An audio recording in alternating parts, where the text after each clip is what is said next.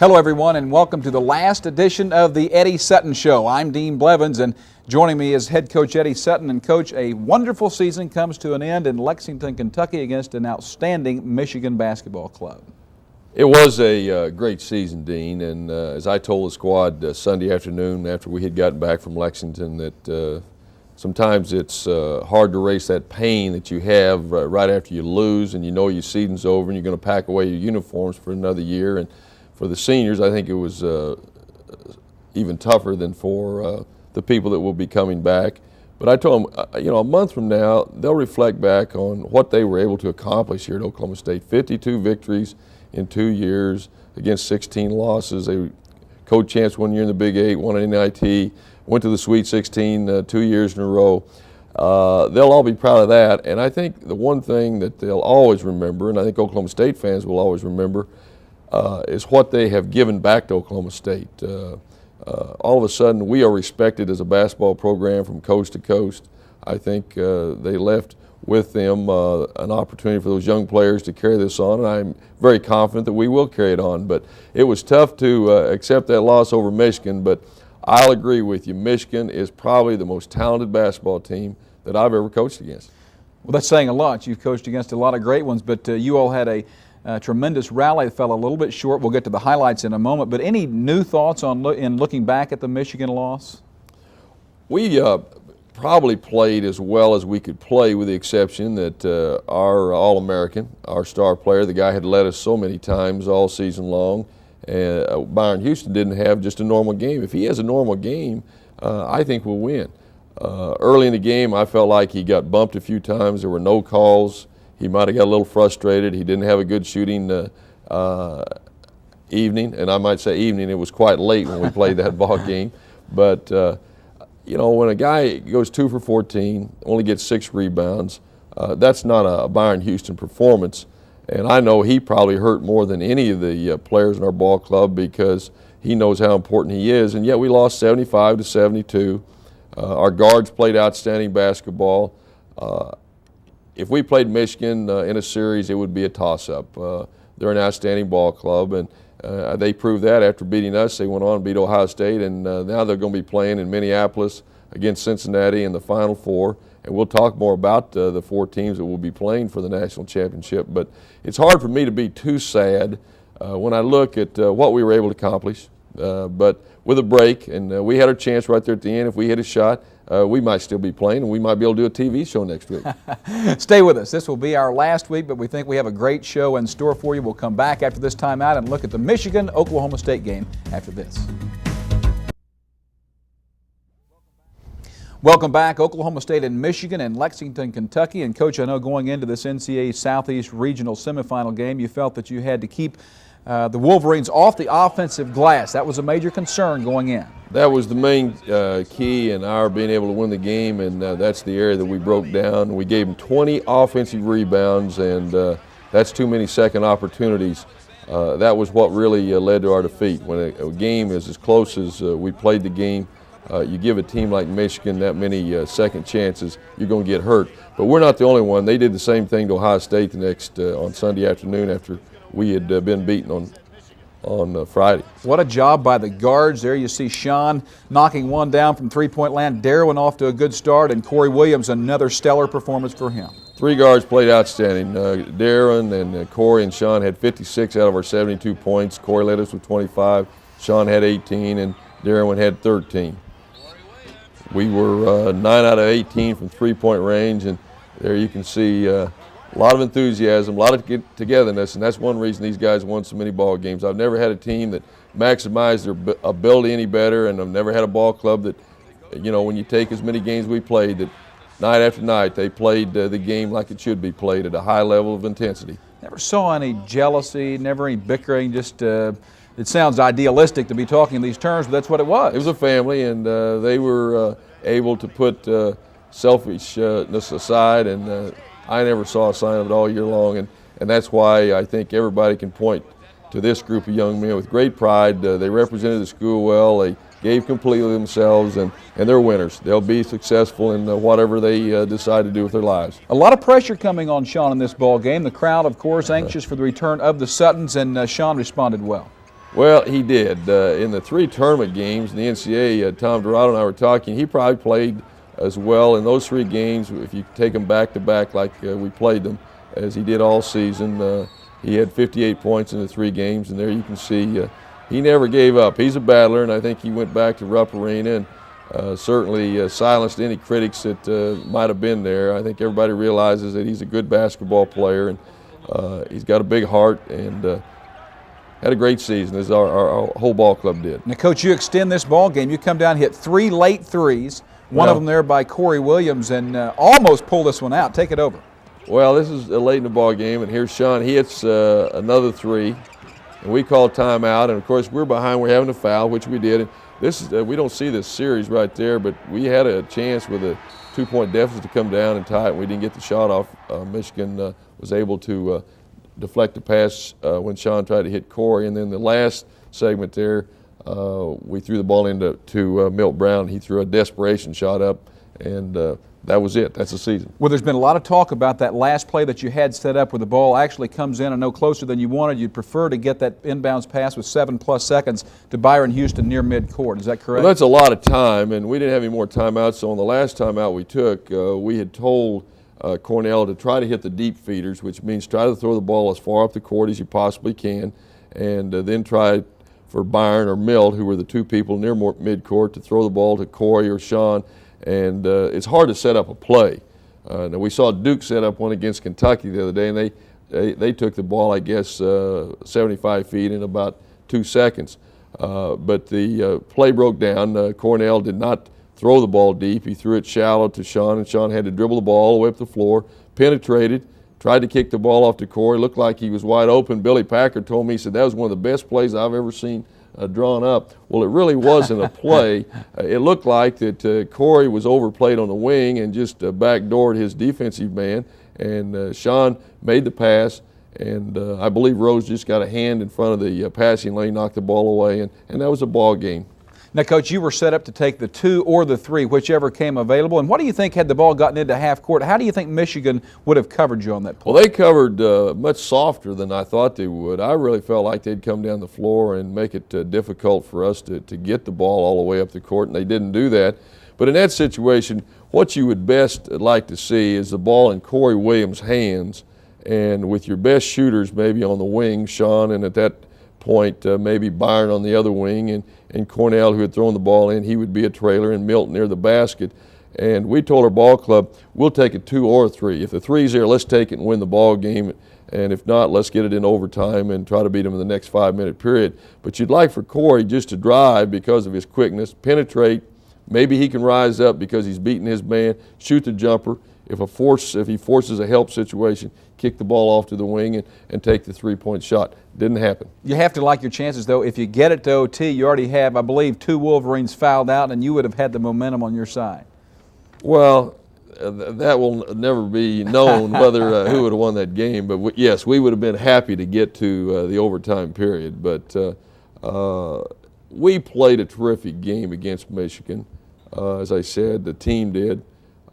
They were very big, and we knew that we probably had a better chance of beating Ohio State than we did Michigan, although Ohio State was ranked higher because of the size. We had problems all season long, and we had to play someone that had a lot of height. And in this game with Michigan, we gave up about 3 inches per man.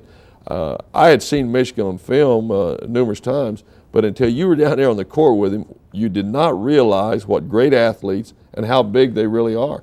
Don't be surprised to see Michigan playing Duke or Indiana for the national title. They're playing much better. They're as good. They're good enough to win the national championship. And we will get Coach's thoughts a little bit more on the Final Four and some other topics of interest after we take this break here on the Eddie Sutton Show. This week's play of the week, the 3-pointers at the end of the Michigan game. You know, one thing that we did well this year was take advantage of the 3-point shot. There you see Corey Williams rising up to hit one of his 3-point baskets against Michigan. We scored the most 3-pointers, I guess, that Oklahoma State's ever scored in the history of basketball here. Of course, the 3-point shot hadn't been in existence that long. But I think any coach is really falling short that doesn't take advantage of it. You only have to shoot 33% from three-point range to score the same number of points you do from 50% range, and those are 3 of the baskets that we did score against Michigan. We had 9 out of 18 from the field. A leaner there by Sean. Corey Williams, you were talking off the air a while ago, the fastest player you have ever seen, and if he scores the way he did in his last 2 games, a guy that may be playing in the professional ranks. Well, Corey is going to be playing this Friday night. Our fans might be interested in this in the All-American game in Minneapolis. It's a coach's game. It'll be on ESPN, and if he plays like he played the last few ball games of the season, he's got a chance to play professional basketball, and I think he would like to do that.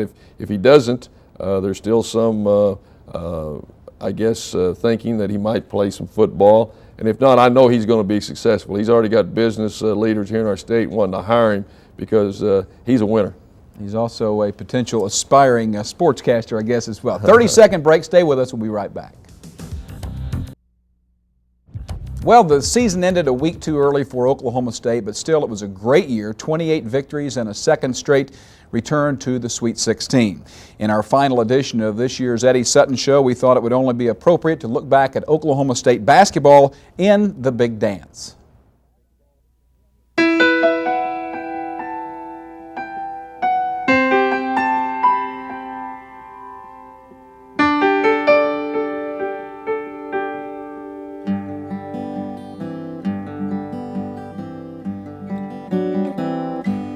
Looking back on the memory of the dance we shared beneath the stars above. For a moment, all the world was right. How could I have known that you'd ever say goodbye? And now I'm glad I didn't know the way it all would end, the way it all would go. Our lives are better left to chance. I could have missed the pain, but I'd have had to miss the dance.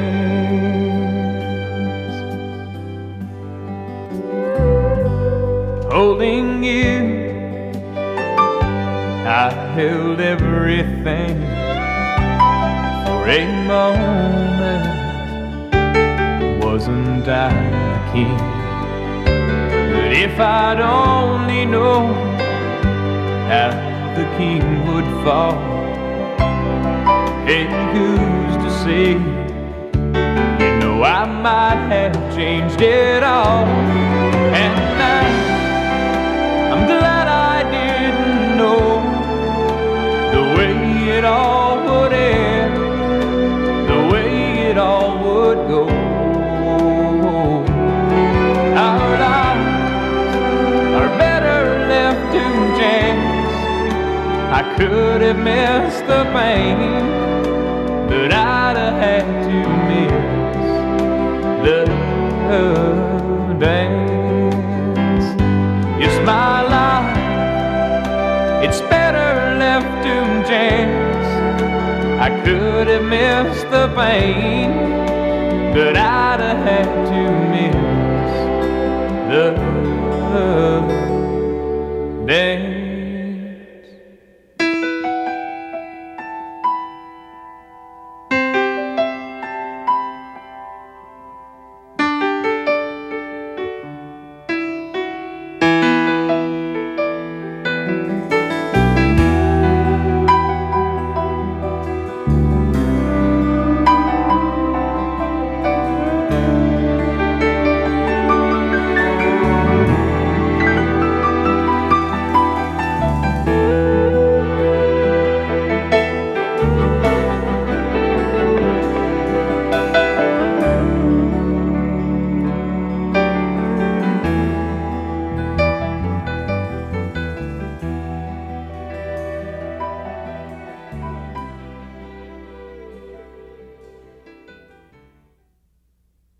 It's a great look there. Another great piece by Robbie Robertson and some help from Garth Brooks. Garth isn't bad. That fivesome will be one that they can get a tea time anywhere, can't they? In I Oklahoma? would think so. They've earned their keep. Wonderful group of young men, as I've said so many times. I'm going to miss them, and I think all of our great fans are going to miss them. All right, we'll take a timeout. When we come back, several random subjects for Coach Sutton to address before we end up this season's Eddie Sutton Show. Stay with us. And a chance to plug the 1992 Oklahoma State Cowboy basketball camp, of course, featuring head coach Eddie Sutton. 2 sessions, Coach, June 14 through 19, and then at the end of July, call 405-744-5845. I know you're excited about this. I'm always excited about that, Dean, because that's a fun time. It's a relaxing time. It's a time where I can work with youngsters. I'm there every day, and of course, we're going to have a lot of our players there helping with the camp, and it's been very successful since I've been here. And so if you are interested, call our office and get a camp brochure. Several topics to end the show. Rob Evans, you hate to see him leave you, but Rob gets a great opportunity at Ole Miss. I would never hire an assistant coach unless I thought he had head coaching potential. I hate to lose Rob Evans. He's done a marvelous job for us here the 2 years, but I wish him well. It's our loss, their gain. He'll do a great job at Ole Miss. Final four. I know you're headed up to Minneapolis, unfortunately not to coach, but to witness. Who's going to win it? Pick them for us. Well, I really think that Indiana's playing better than anyone this past week, and that should be a terrific game between Duke and Indiana. The other game will be Cincinnati playing Michigan. I like Michigan in that ball game, and in the championship, if it works out their way, I'm going to take the winner of Duke or Indiana. Duke or Indiana. Okay, and speaking of Duke, Christian Laettner, a remarkable shot the other night, but more importantly to a lot of people was the incident where he stepped on the Kentucky player and was assessed a technical. Your thoughts on that call and that play? Well, there were some calls that occurred in the NCAA tournament that I didn't completely agree with, and I guess it's always that way. I saw footage of Christian stepping on the young man from Kentucky, and I think the officials handled it well. I don't think it was a vicious stomp on his chest by any means. He was probably frustrated. Wasn't like slugging a player where he would have been ejected. And I think the NCAA tournament committee handled it well and not allowing him to be suspended for one ball game. Coach, not a lot of time to talk about next season, and I know it's a total overhaul job, but I know you're looking forward to coaching some new players next season. Going to miss all the seniors, but we do have a group of young men that I'm looking forward to teaching and working with, and I think we all have to be fairly optimistic. I don't believe it can be a team like we had this year, but it's going to be a good basketball team. A lot of that will be determined by how hard these guys work in the off season. It'll be a different style, I guess, a different type of system. Well, I think our style will still be basically the same. I think little defense. Well, we're going to play good defense, and I think we're going to take care of the basketball. And we're going to play hard, but we do have some good offensive players. Before we close, though, I want to make sure that I get this to all of our fans. Keep supporting all these other sports here at Oklahoma State. We need you. They're selling football tickets. It's not that far away. Pat Jones had a great spring. I also want to thank you for what a wonderful time I've had working with you, the sponsors, Robbie and Tom and everyone else. Well, same here, Coach. Your candor is appreciated. I know the Oklahoma State family appreciates what not only a wonderful job you've done on the court, but carrying the Oklahoma State banner as well as you have. The people here at ETS, it's been a lot of fun in working with them on the campus of Oklahoma State University, and as Coach Sutton mentioned, Tom Dorado, Robbie Robertson, and the rest of the crew. For Coach Eddie Sutton, I'm Dean Blevins. Thanks for watching us. We'll see you next season on the Eddie Sutton Show.